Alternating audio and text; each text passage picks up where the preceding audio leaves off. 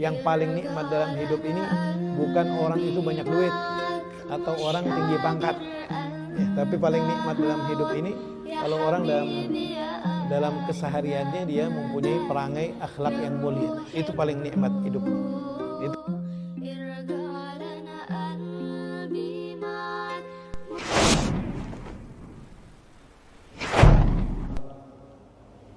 Alhamdulillah kita masih diberi kesehatan oleh Allah. Dan tanpa terasa kita betul-betul mengingat apa yang difirmankan oleh Allah dalam Al-Quran, bahwasanya puasa Ramadan ini hanyalah ayyaman ma'dudat, hari-hari yang terhitung, hari yang sebentar. Enggak terasa kita ini udah masuk ke hari 25. Berarti kalau misalnya puasa Ramadan ini 30, tinggal sisa 5 hari lagi. Masya Allah. Mudah-mudahan Allah subhanahu wa ta'ala berikan rahmatnya kepada kita. Mudah-mudahan Allah subhanahu wa ta'ala ampuni segala dosa kita. Mudah-mudahan Allah subhanahu wa ta'ala menjadikan kita daripada orang-orang yang lulus, berhasil keluar dari madrasah Ramadan ini. Kita menjadi orang yang sabar dan selalu bersyukur kepada Allah subhanahu wa ta'ala, karena pelajaran-pelajaran yang Allah subhanahu wa ta'ala berikan kepada kita di bulan suci Ramadan ini sangat banyak. Di antaranya Allah mengingatkan kepada kita saat kita menahan rasa lapar. Di sini Allah mengingatkan bahwasanya kita ini yang selama ini mungkin sebelum puasa kita enggak pernah lapar, sekarang di bulan suci Ramadan kita dirasakan oleh Allah rasa lapar. Rasa lapar yang hanya sebentar sebetulnya. Rasa lapar ini mengingatkan kita bahwasanya kalau seandainya manusia ini hidup lapar terus, enggak diciptakan oleh Allah rasa kenyang. Allah Maha mampu untuk menjadikan manusia itu lapar terus, makan apa aja dia tetap lapar. Apa contohnya? Contohnya nanti kalau orang-orang yang meninggalnya dalam keadaan suka ninggalin sholat 5 waktu, disabdakan oleh Nabi besar Muhammad sallallahu alaihi wasallam, yamutu ja'i'a, dia mati dalam keadaan lapar. Dikasih makan apa saja enggak bakal kenyang. Jadi kalau seandainya ada manusia yang dihidupkan oleh Allah, makan ini, makan itu tetap berasa lapar, ya Allah susah hidupnya. Enggak enak hidup kayak gitu. Atau ada seorang hamba yang hidupnya haus, enggak pernah lega dalam menikmati minuman yang dia minum. Walaupun dia minum tetap haus. Seperti juga orang yang disiksa oleh Allah gara-gara suka ninggalin salat. Suka ninggalin salat di masa hidupnya, ninggalin salat 5 waktu, kata Nabi, wa yamutu atshana, matinya dalam keadaan haus.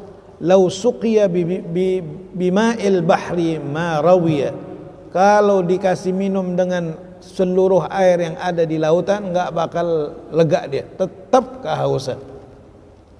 Naudzubillah, enggak enak hidup, lapar terus, haus terus.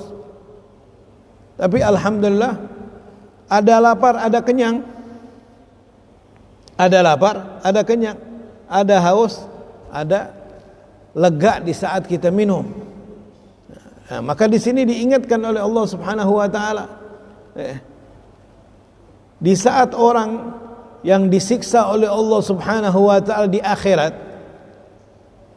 adalah orang-orang kafir yang hidupnya enggak pernah mau lapar, yang hidupnya selalu senang terus, yang hidupnya selalu berfoya-foya terus mengikuti hawa nafsunya.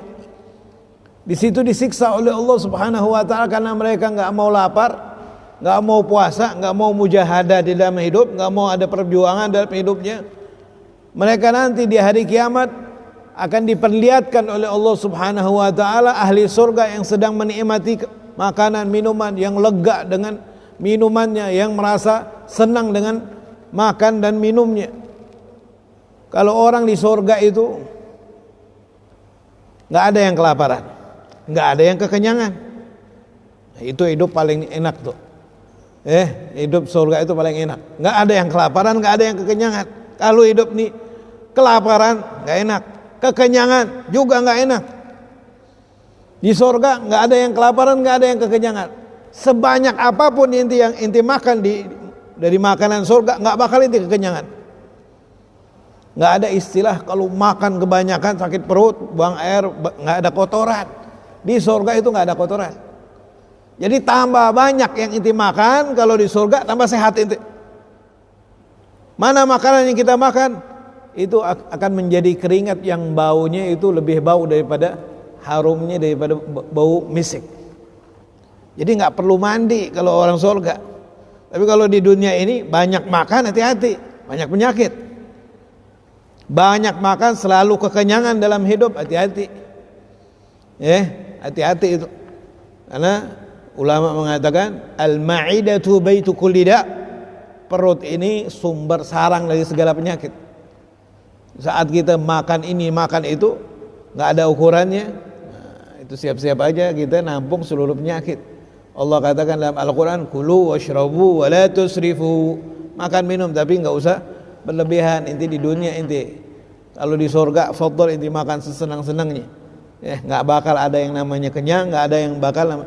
Kalau ada orang hidup di surga nggak makan apapun, tetap dia nggak ada kelaparan. Jadi nggak ada istilah kelaparan, nggak ada istilah kekenyangan. Hidupnya senang terus. Makan rasanya nikmatnya nggak bakal berkurang, bertambah terus. Beda kalau dengan kehidupan dunia.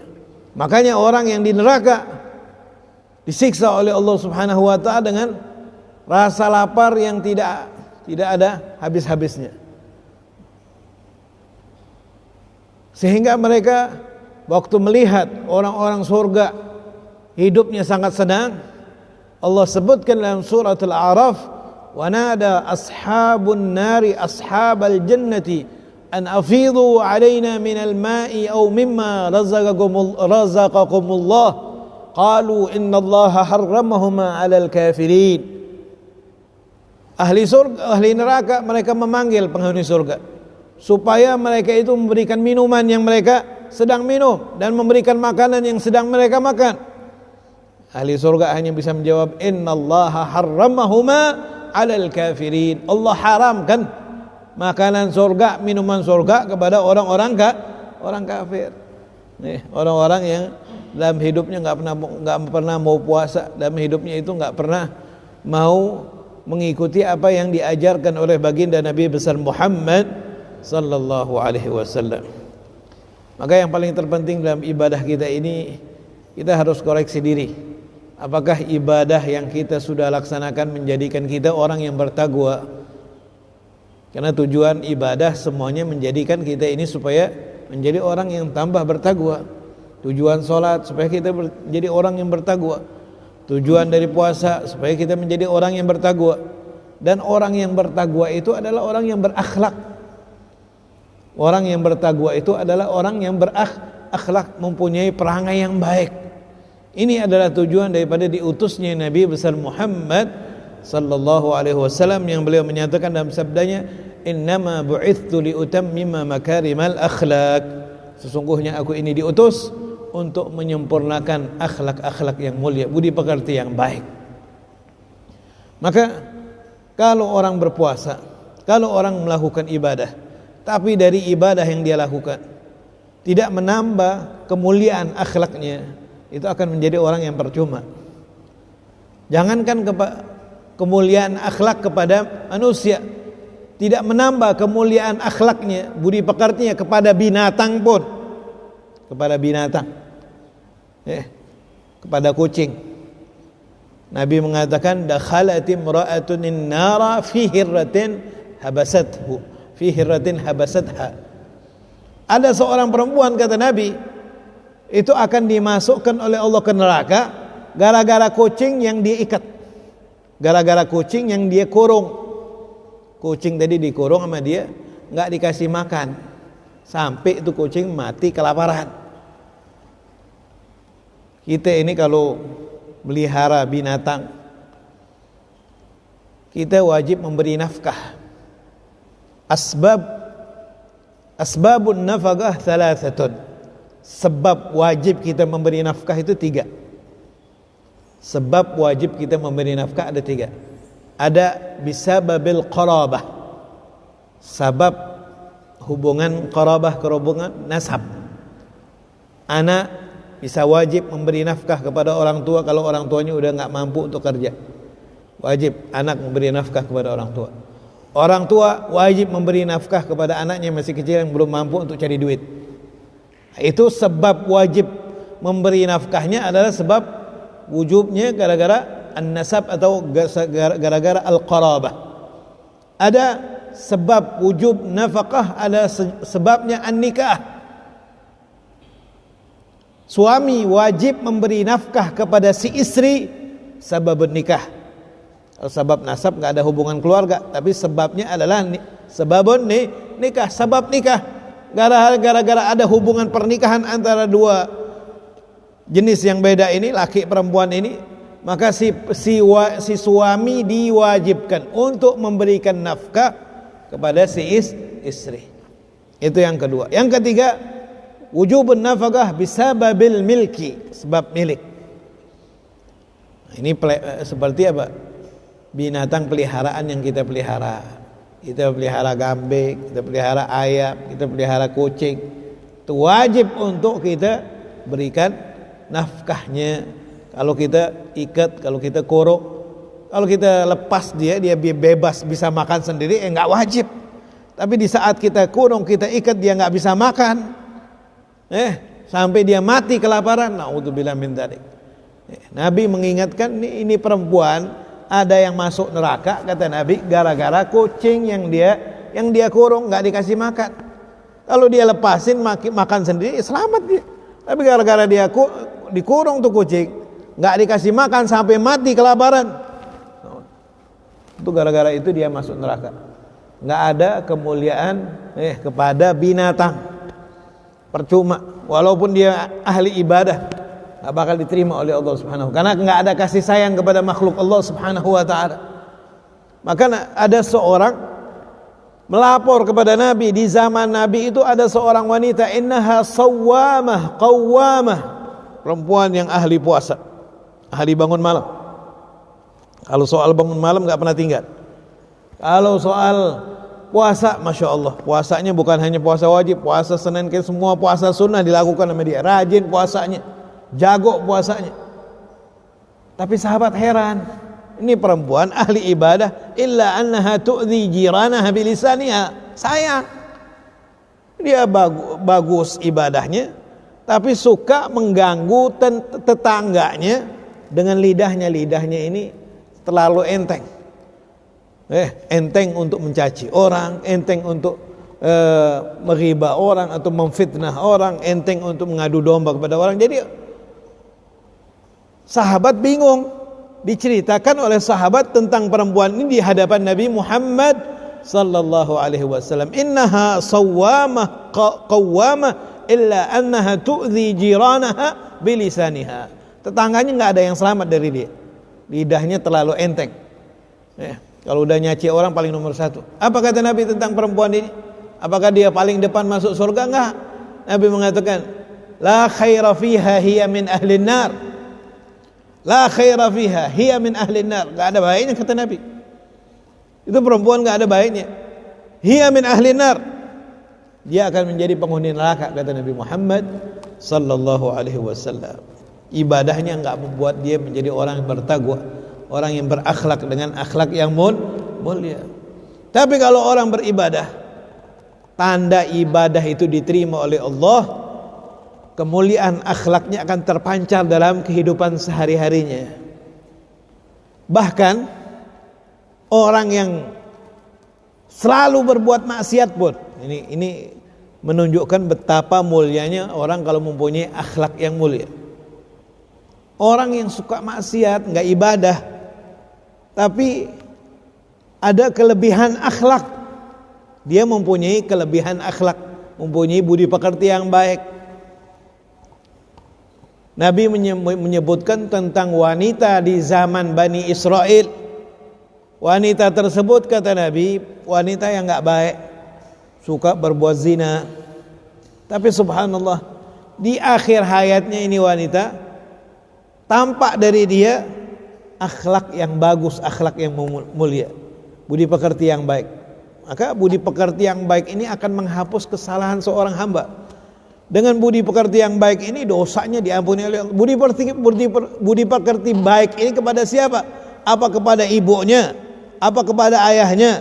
Atau kepada tetangganya? Atau kepada keluarganya? Bukan. Pancaran budi akhlak yang baik ini kepada binatang yang namanya anjing, yang kalau kita tahu itu anjing najis. Anjing lagi kehausan, dia pun haus, bingung dia cari air, dia dapatkan sumur. Dapat dia sumur, dia mau berusaha minum karena sangat haus yang begitu dahsyat. Dia kaget, air yang ada di sumur itu dangkal. Cari tali, cari timah, kagak ada. Setelah dia berusaha, akhirnya gak ada cara lain untuk mengeluarkan air dari sumur yang airnya sangat dangkal ini, harus menggunakan tali sepatunya dan harus pakai sepatunya. Dia ikat sepatunya, dia gunakan tali sepatunya sampai. Setelah susah payah dia dapatkan, dia mau minum, tiba-tiba dia lihat ada anjing lagi kehausan. Timbul rasa kasihan, ya Allah, ini gimana pun walaupun dia binatang yang najis, tapi dia tetap ciptaan Allah. Kasihan, timbul rasa kasihan. Lihat anjing, dia rela, nggak apalah, anak haus, tapi anak biarin, anak dikasihin sama dia kepada anjing tadi. Nabi Muhammad SAW menyebutkan ini perempuan gara-gara kasih sayangnya kepada anjing, segala dosa yang pernah dia diperbuat diampuni oleh Allah Subhanahu wa taala. Enggak ada dosa buat dia, dan dia menjadi penghuni surganya Allah Subhanahu wa taala, meninggal dalam keadaan husnul khatimah. Tuh. Kemuliaan akhlak. Kemuliaan akhlak. Juga disebutkan dalam kitab Idahul Muqarrabin. Cerita di situ disebutkan tentang cerita orang yang hidup di zaman Bani Israel. Ada orang soleh, yang alim, yang ahli ibadah. Kesolehan orang ini saking solehnya dia mempunyai karamah, hal yang luar biasa. Setiap dia berjalan, dia dapat kemuliaan seperti mukjizatnya Nabi Muhammad. Tudilluhul ghamamah. Nabi itu kalau berjalan selalu dipayungi awan, enggak pernah kepanasan. Ini orang yang hidup di zaman Bani Israel, karamahnya seperti itu. Tudilluhul ghamamah, di mana dia berjalan dipayungi awan. Suatu hari dia lagi berjalan dengan rombongan muridnya. Ada tukang maksiat. Si tukang maksiat ini lagi berdiri depan pintu. Dia ngelihat rombongan orang-orang yang soleh ini. Dia melihat, ya Allah, kata si tukang maksiat, anak ini orang kotor, anak ini orang banyak dosa. Anak pengen berjalan di belakang rombongan orang-orang baik ini, orang-orang suci ini. Mudah-mudahan orang yang jahat seperti anak ini, orang yang kotor seperti anak ini berjalan di belakang orang-orang baik ini, kecipratan rahmat dari Allah, anak bisa jadi baik kayak mereka. Tuh, merendah hati orang yang sombong, orang yang banyak maksiat ini, merendah dia, berjalan dia. Karena si orang rombongan orang-orang sering ngerasa ada yang ngikutin, mereka bertanya, siapa itu yang ngikutin? Si tukang maksiat mengatakan, anak ini orang yang banyak maksiat, dari ujung kepala sampai ujung kaki dosa semua. Ngapain itu ikut-ikut? Anak pengen kecipratan rahmat dari Allah, berjalan di belakang orang-orang baik seperti itu. Enggak taunya orang yang soleh, yang alim ini sombong. Dia bilang, pergi ente, jangan ngotorin kita, jangan gara-gara ente kita yang suci, yang hebat ini akan kecipratan laknat dari Allah. Enggak usah kita deket-deketin kita orang-orang yang baik ini. Sombong. Lihat, dari ahli ibadah timbul kesombongan, dari tukang maksiat timbul akhlak merendah. Apa yang dikatakan oleh Allah? Allah melihat ini, Allah yang menyaksikan itu, langsung memberikan wahyu kepada Nabi di zaman itu. Apa wahyu yang diwahyukan oleh Allah? Nabi di situ untuk memberitahu kepada dua rombongan ini. Dibilang kepada ahli maksiat. Kata Allah bilang kepada ahli maksiat, gara-gara dia merendah kepada orang-orang yang baik. Dia orang jahat, tapi dia merendah. Merendah dia, nggak ada kesombongan, dia merendah. Dia berharap dapat cipratan rahmat dari Allah karena dengan berjalan di belakang orang-orang baik. Gara-gara dia merendah, kata Allah, segala dosa yang pernah dia lakukan diampuni oleh Allah, nggak ada dosa lagi buat dia. Dosanya diampuni oleh Allah Subhanahu wa taala. Adapun orang alim yang ahli ibadah, yang sudah hebat, saking hebat ibadahnya, di mana dia berjalan dia dipayungi oleh awan, Allah marah. Kenapa? Kenapa Allah marah kepada dia? Kenapa Allah murka kepada dia? Ahli ibadah, punya ilmu tapi sombong. Sombong itu yang pantas sombong hanya Allah. Maka Allah katakan, bilang sama dia yang alim, yang sombong, yang ahli ibadah tapi sombong, bilang kepada dia, seluruh ibadah yang pernah dia lakukan bertahun-tahun, semuanya dihapus pahalanya oleh Allah. Gak ada lagi pahala buat dia, gara-gara sombong sama orang yang suka maksiat. Makanya dalam hadis, makna hadis Nabi mengatakan, akhlak yang mulia itu bisa menghapuskan dosa, sebagaimana akhlak yang jelek itu bisa menggugurkan pahala. Ini buktinya. Makanya kita ini dalam ibadah ini gimana kita ini menjadi orang yang baik. Jadi kalau di zaman Bani Israil wanita tadi baik, dengan dia baik kepada binatang yang berbentuk anjing, itu segala dosanya bisa diampuni oleh Allah. Bahkan Imam Ghazali setelah meninggal dunia ditanyakan sama ada orang yang mimpi ketemu dengan Imam Ghazali. Dia nanya, Imam Ghazali ini sekarang di mana, berada di surga, gara-gara apa? Dia bilang, gara-gara ada lalat yang hinggap, lalat yang lagi kehausan hinggap di pena tinta anak yang lagi nulis. Anak ngelihat tinta itu dihinggapi oleh lalat, dan lalat itu minum dari tinta yang dia gunakan buat nulis. Dia biarin tuh sampai itu lalat puas, dia minumnya, terbang lagi. Gara-gara dia kasih sayang kepada lalat tuh yang lagi kehausan, segala dosanya diampuni oleh Allah Subhanahu wa taala. Kalau kita bayangkan, ya Allah, kita udah puasa, kalau kita tambah baik sama orang tua kita, apalagi sama binatang aja, kalau kita tambah baik sama binatang, masya Allah, ganjaran dari Allah sangat hebat. Apalagi sama orang tua kita sendiri, yang disebutkan dalam Al-Quran, wala taqul lahuma uffin wala tanharhuma wa qul lahuma qawlan karima. Berkata-kata yang mulia kepada orang tua. Wakhfid lahuma janaha dzulli minar rahmah. Orang yang wajib kita merendah kepadanya, di antaranya adalah orang tua kita. Kita harus merendah kepada sesama muslim aja kita merendah, apalagi kepada orang tua. Sayang sama orang tua, berakhlak mulia sama, pasti akan dimuliakan oleh Allah Subhanahu wa taala.